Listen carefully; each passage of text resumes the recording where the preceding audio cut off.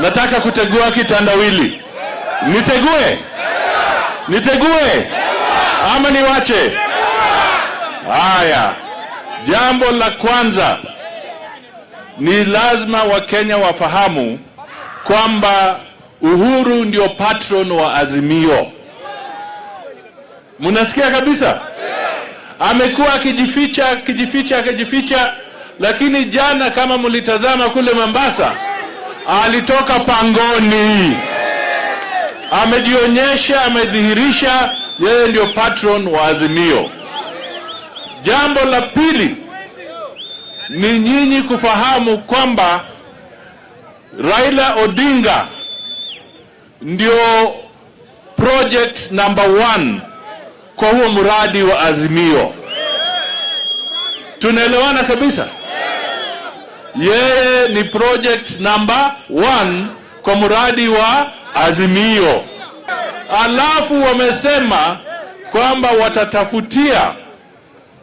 watatafutia Raila nani atakuwa running mate yake.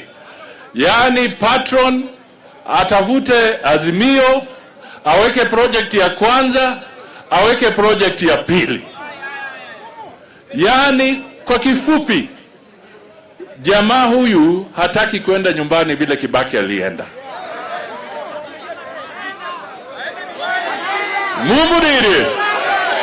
Mumurire.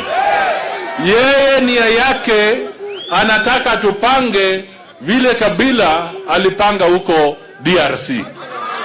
Kabila alitoka, akakwamia kwa chama, akakwamia kwa wajumbe, akaweka Tshisekedi pale ili awe ana control kutoka kwa mlango wa nyuma. Jameni, sisi tunataka president ambaye atakuwa kiwa controlled kwa mlango wa nyuma, ama tunataka president ambao sisi wenyewe tumechagua, yule ambaye atatoa uamuzi na sera ambazo zinaeleweka? Hebu nionyeshe, mnataka vipi? Mnataka kibaraka ama yule ambaye ana idhini ya watu? Yule ana idhini ya watu. Tumesikizana kabisa ama mnanihadaa? Haya. Kwa hivyo sisi tumekuja pamoja kwa sababu sera zetu zinaambatana. Tunataka uchumi bora, tunataka pesa mfukoni, na tunataka usawa na haki. 2007, 2008 mimi nilisupport Raila. Hata Weta wakati huo hakumsupport. Lakini 2013 Weta kasupport Raila. 2017 sisi wote tukasupport Raila. Mimi nauliza, na Musiani Unu, Ruto tulikuwa na yeye tukisupport Raila 2007. Musiani Unu na yeye sakusupport aku.